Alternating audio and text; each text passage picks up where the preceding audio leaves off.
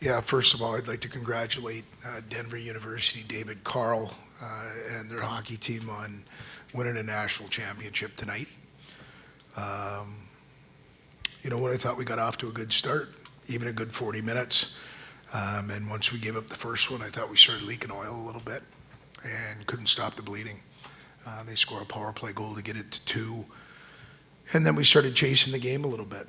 So, you know, I think tonight's a perfect example of understanding that a minimum of 60 minutes at this time is going to be something that you might have to have. And I thought we had a good 40 and not a great last 20. So congratulations to Denver for earning it. Questions from the players? Josephina, up in front here. Josephina Shaw, College Hockey News. For any of the players, Coach alluded to this a little bit, but it looks like you weren't expecting to give up a goal at all, and then after that, the composure kind of fell apart. Like, what happened with the team's composure there? Sam?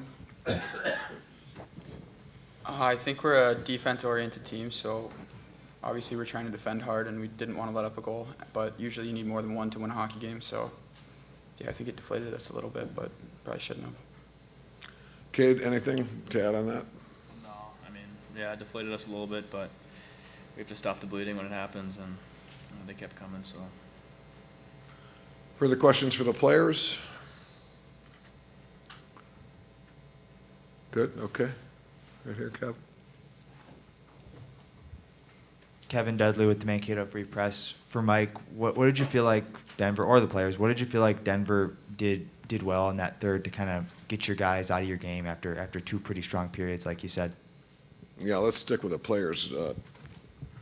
Who wants to tackle that one, guys?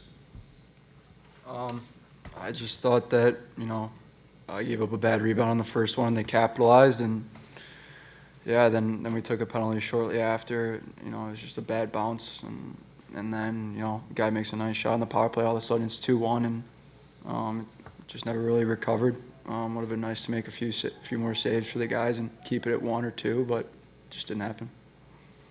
Thanks, Dryden, right here.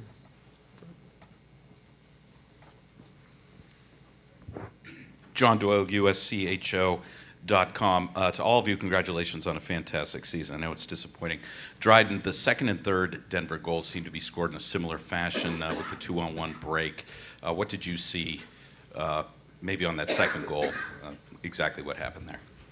Yeah, it was a heck of a shot. I mean, they worked it around the power play, and guy just opened up for a one-timer. It just kind of went right by, my D's face and right over my shoulder, high short side. It was a good shot by him, and it would have been nice to get that one.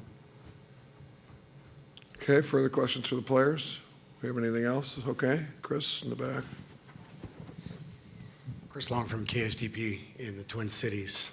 Any of the players, we asked the question, I know it's the last thing you want to think about right now, but can you grasp what you guys accomplished this season? I mean, you're 1 game short of the ultimate goal, but, I mean, man, you guys have so many things that you can be proud of this year. Cade? yeah, I mean, you look at the whole season, and we hadn't lost a game since around Christmas until tonight, and I mean, obviously nothing's gonna solve this or make us happy right now. So I don't know. I'm proud of everyone, proud of the seniors, and it stings. Good, Chris? Okay. All right, are we good with the players? Okay, guys, thank you very much. Appreciate it.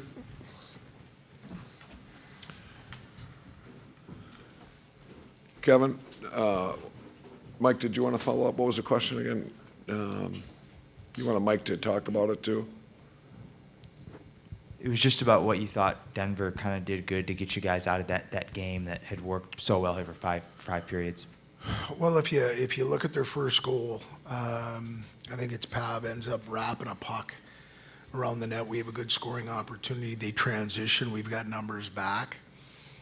And we get back into our zone, and Barrow, I think it was, gets around and loses our defender and gets to the net, gets a rebound, finishes. Up until that point, I still thought we were in decent shape. And then momentum got on their side, and they got to the power play. We had done a decent job at getting that killed up until the last 10 seconds of the power play. And then I think That's a spot we hadn't been in a while, and I didn't think we managed it very well.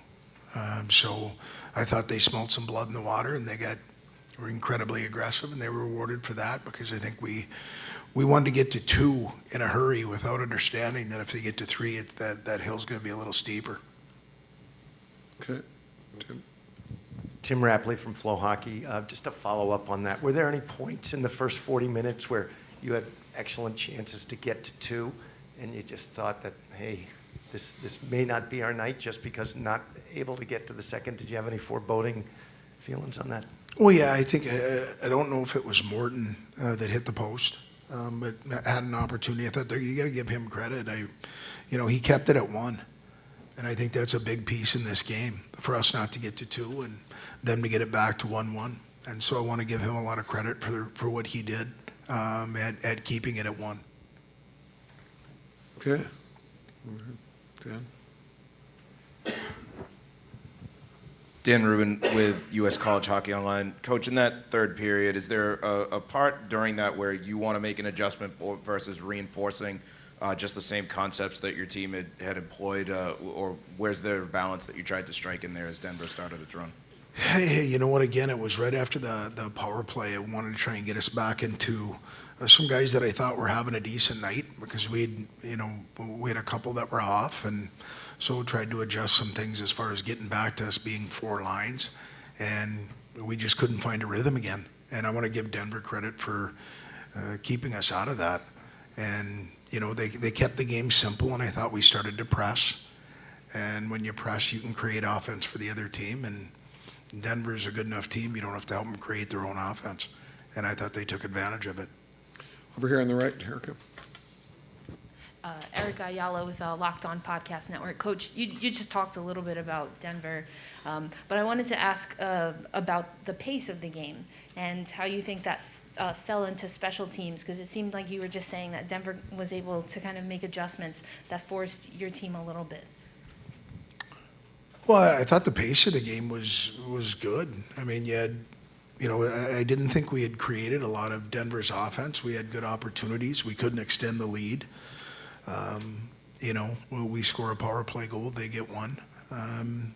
The guy made a few more saves than we wanted him to. But I just thought, as I said earlier, when they got the second one, I thought we started to chase it instead of just settling down a little bit and understanding there was still time on the clock that we could go and make a difference.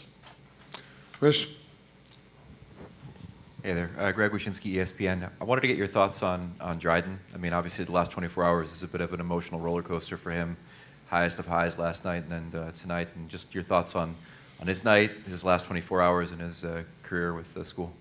Yeah, he's helped elevate our program over the last 4 years, and he's done it, as you just saw tonight, in a very humble way. I was happy for him to receive the award. I thought it's something that he's earned. Obviously, there's a lot of people out, and whether it's social media or whatever, everybody's got an opinion, and everybody they can have their own opinion, and I don't think there's anything wrong with that. What you're starting to see in college hockey is there's a lot of good hockey players, a lot of good goaltenders. Levi's a heck of a goaltender.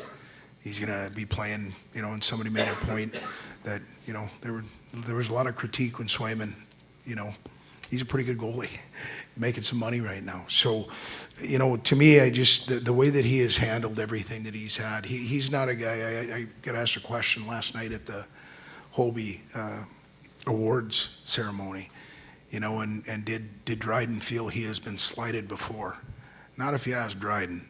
Dryden's got a tremendous amount of respect for all the other players that have had opportunities and who have won the award before him. So he's a special young man, and I look forward to following his career.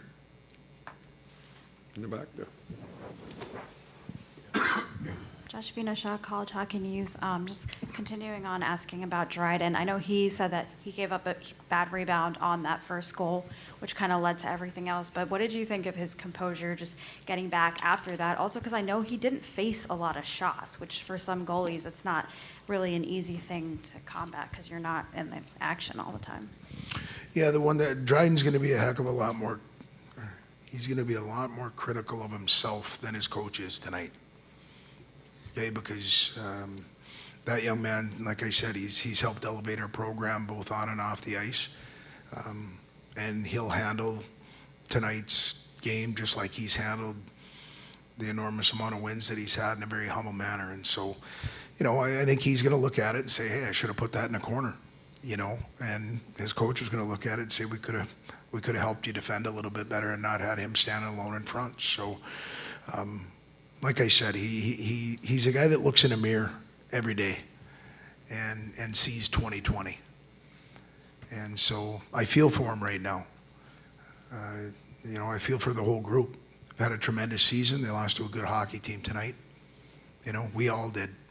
So, there'll be time to look at this down the road. Right now, it's a pretty open wound. Jess? Jess Myers from the Rink Live. Mike, I looked it up. It's 1,414 miles from your rink to this rink, and yet that red carpet welcome tonight was about the biggest we've seen for one of these. I mean, what can you say just about the amount of purple that turned out to come this far to see this?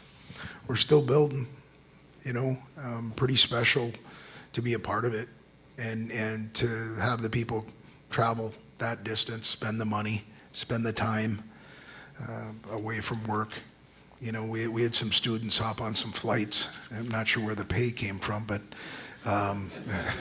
they hopped on some flights and got out here to support us. All the way from the president down. I'm very proud to be a part of Minnesota State and the CCHA, and the ones that hurt are the ones you learn from the most. This one hurts a bit, but I'm really proud of the way that our fans traveled, and people talk about that when you talk about regionals, you talk about, Frozen Fours. It's been phenomenal. Like I said last night, or Thursday, I think we're at about 98, 99% capacity in our building. We're passionate, and we appreciate it. Okay. Kev? I know it's still fresh right now, but a 38-win season. Just talk about what this group accomplished this year. Incredibly proud of them because they've gone to work every day, and we all know your dailies are what make your week, what makes your month, which makes your year. And these guys came to work every day with a smile on their face and made the dailies fantastic. And so the ride they took our staff on and our program on was special. And right now I've got a little bit of a headache just from going through what we went through, and the idea of, we've always decided in our program to point thumbs, not fingers, and the thumb's got to look right here. So, there'll be time for reminiscing and thinking about the rest of it. It's just, like I said, it's a little raw right now, and, we're going to learn from it, and we're going to move on, and we're going to be better because of what happened tonight and because of the journey that these guys allowed us to have together from the beginning of the year till now. Mike, thanks very much. Appreciate it. Thank you. Thanks, Safety. Thank you.